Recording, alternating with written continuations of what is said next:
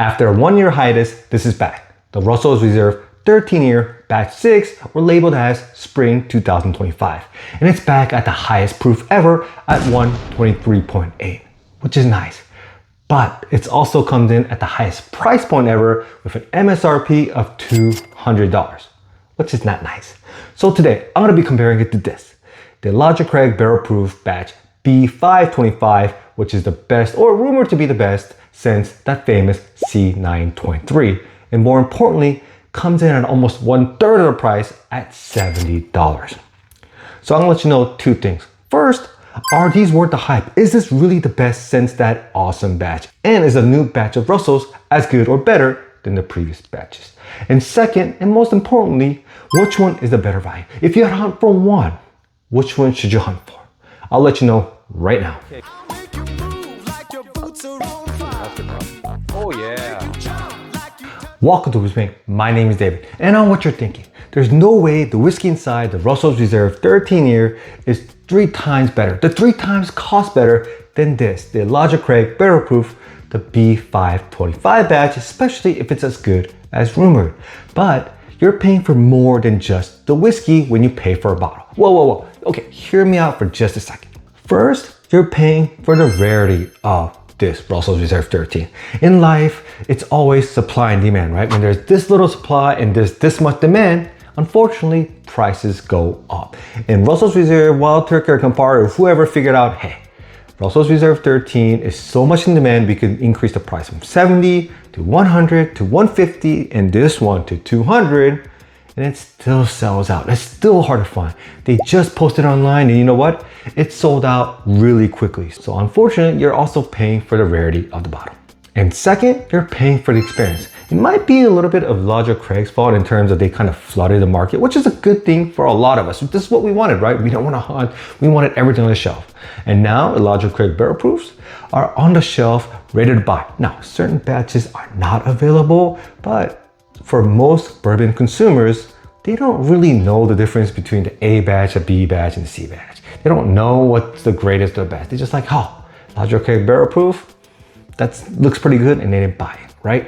So for instance, I had a couple of friends over, and for this video, I kind of did an experiment. So some are into bourbons, some are not into bourbons, but they're into whiskeys, right? Other single malts and Japanese and stuff like that. And then I brought out the Elijah Craig Barrel Proof. I brought out the A125, right? Just a normal middle of the road batch. And out of the 5 friends, you know how many people drank it? 1. They're like, oh, A125, I want to try it. Elijah Craig Barrel Proof, I want to try it. The others were like, oh, I see that at the grocery stores, I had it before. They didn't really particularly care. They didn't even ask what batch it was. They're just like, I seen it, I had it once, that's good. And then they had other bourbons. And then I brought out the Russell's Reserve 13-year. Now, this was a batch 4, but again, most of the guys don't know they even have different batches. And when I brought that out, you know what happened? People are like, oh my God, what is that? Russell's Reserve 13-year? That looks beautiful. Oh, I heard about that. I always wanted to try it. And everyone had a pour. Some had multiple pours. We all had a great time. We all were sharing notes. And it was a lot of fun. It was very exciting. There is great value in sharing great bourbon with great people and having a great time. Now, is that worth 3 times experience? Well, the taste also matters in that retrospect. So I'm gonna stop talking and let's get drinking. Opening ceremonies. Yes. All right, I'm really excited for this comparison. And so I'm gonna start with the Elijah Craig Barrel Proof B525. And this one comes out at 11 years, 6 months, at 126.2 proof. So first, the nose. Oh, wow. So honest to say, this is probably the best nose since the C923. It has a lot of the darkness that the C923 brought, right? It has dark chocolate, dark berries, dark peanut butter. I don't even know what that means, but everything is burnt, everything is dark, everything is sweet, and everything is aromatic. Is that even a word? Either way, the aroma is fantastic. But as I always say, nose could be great, but the palate better match it. Cheers, guys.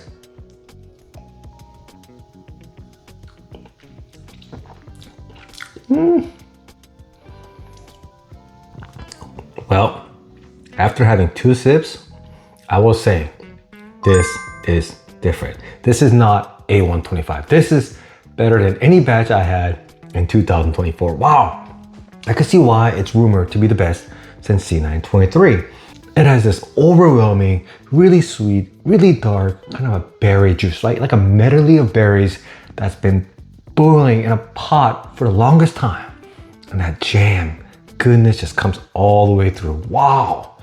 Ooh, this is actually really good. Ooh. And then I get that wonderful note right in the finish, like in the mid to finish area. That really sweet, dark chocolate, and then the coffee bitterness.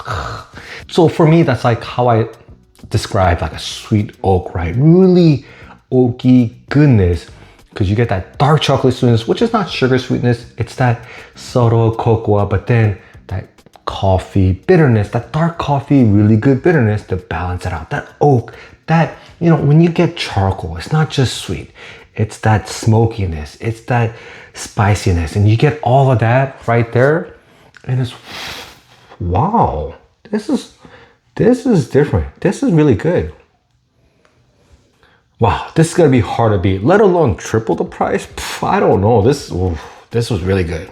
And now on to the Russell's Reserve 13 Batch 6. As I mentioned, this comes in at the highest proof at 123.8, and it's a blend of 13 and 14-year-old Russell's Reserve Kentucky Straight Bourbon. So first, the nose. The nose is very simple. It feels like I'm actually nosing, or I have a cherry Coke right in my hand in the warehouse of the Wild Turkey. That dusty, oaky smell, but then you get that cherry Coke goodness. I want to call it dusty cherry Coke, which is kind of weird, but hey, that's what I'll go by. Really nice. But as I always say, nose is nice, but palate better be nice. Cheers, guys.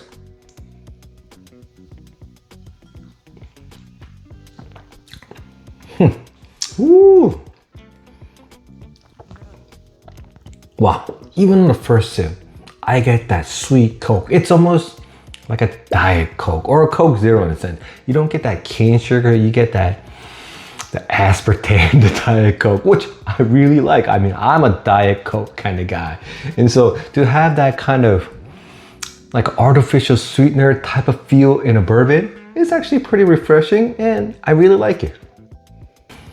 And then after a while, you do get a lot of great fruits, right? You get the strawberries, the blueberries, the raspberries, but this one, it's not as jammy. It's more lively, it's more fresh.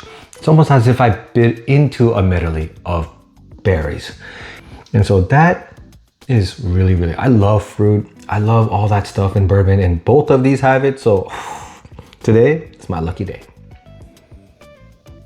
And in the finish, I think this is where it shines. You get that really dark Coke sweetness. This is now regular Coke, kind of dried out. So you get a little bit more of just a syrupy Coke coming right down. And then you get that oaky spice that kind of balances it out.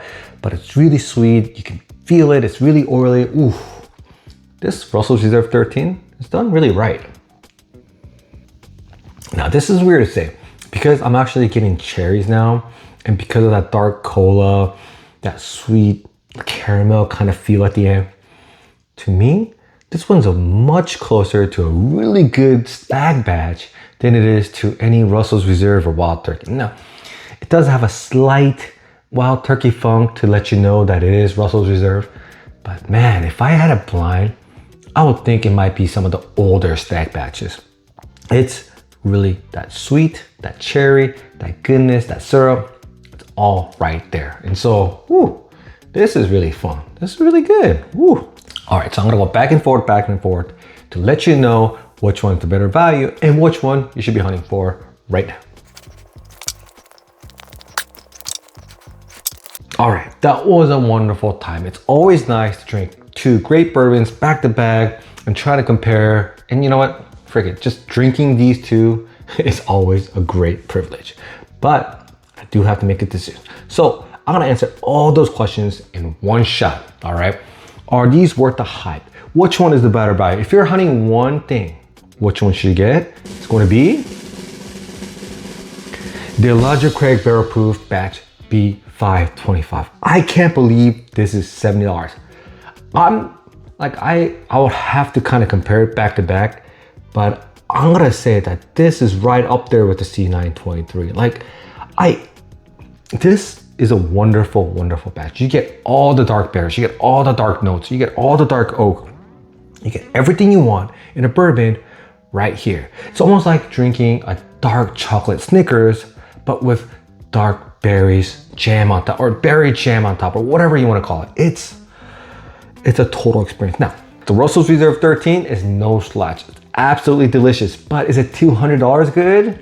Now, if I think about it, Russell's Reserve 15 at retail was $250. So would I pay $50 more and get the Russell's Reserve 15? Absolutely. And so this is borderline not worth the hunt. Actually, you know what? Forget that. Don't say that. It's not worth the hunt. Not at $200, not at whatever the secondary is, $250, $300. It's just not worth it at that price, even with the rarity factor, even with the fact that my friends would enjoy this much more than they would enjoy this, even though by taste, I mean, just by, even if they were the same price, I would enjoy this batch more. This B525 is a special batch. Don't sleep on this. It might not be 12 years old. It might not be 13 years and whatever, 5 months or 6 months it was for the C923, but this one has everything that you want in a Elijah Craig Barrel Proof. So don't sleep on this batch. Make sure you get this batch. Make sure you get a backup of this batch, because you know what? I'm gonna be hunting for it right now. So leave in the comments, have you had the B525 and was it as good as I say it is and as rumored? Or if you had the Russell's Reserve 13, did you think it was worth the money? If not, why not? Thank you so much. I'll see you guys next time.